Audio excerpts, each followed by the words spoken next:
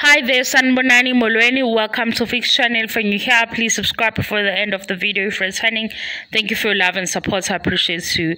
Ihlahlala Kismuzi by Musamselegu, the polygamist, and his 4 beautiful wives and 10 children. Bebe kumbisa gela ukuthi uKismuzi dala bekwenziwa njani or abanye basenza njani iculture kaKismuzi in African families. So bekumnandi ukubabona bejabule benza izinto ezinhle as a family, ukubona nje family love and family values. Lezo zinto lezo zibalekile bekukhona ke nenkosi phakathi kwabo nomphakathi kwaba into enhle nje ukuyibuka. Kwabanye kusikhumbuzile ukuthi before besenza njena kodwa manje ikhathi sezihambe zashintsha salahlekelwa abantu abaningi nabadala kokunye ke nje umuntu ule nomunye ule umndeni ukude umsebenzi iyasihlukanisa nomunye usesenje usuku lakhe isimuzi lolu phokunani ngiyasebenza ngizolala ayisekho leya excitement ebiba khona before ukuthi nje Christmas morning siyazi ukuthi nje kumnandi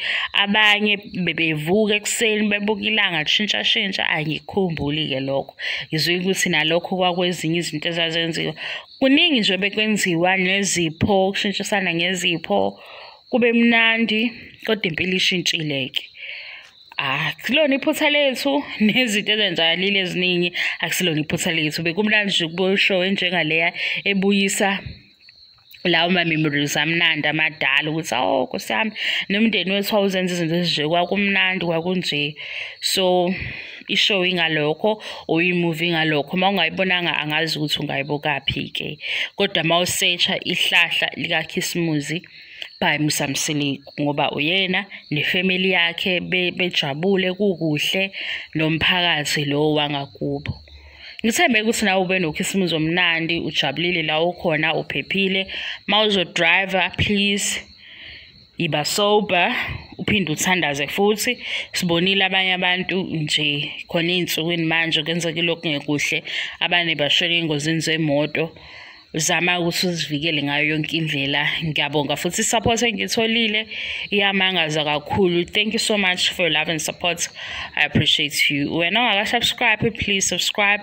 Wena obuyayo kukhulu okwenzayo ngiyacabanga ukuthi lokho okuncane sekuqalile uzophumelela ngenxa yakho. Uzophumelela ngoba amandla kuwena. Ngiyawabona ke amandleni yikho nje ngibuye ngikwenze lama video amafishane namanye amade. Ngiyabonga kakhulu sengandile ngamagama. Thank you so much for your love and support. I appreciate you. Bye bye.